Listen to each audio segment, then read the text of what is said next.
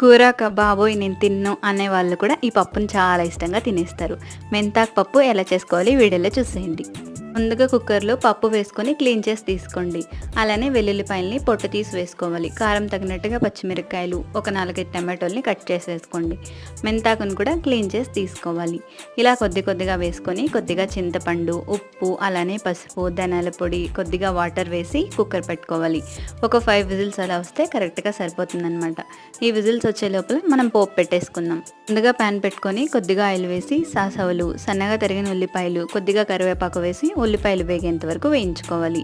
ఇలా ఉల్లిపాయలు లైట్గా వేగుతున్నప్పుడు హింగువ యాడ్ చేసుకోండి.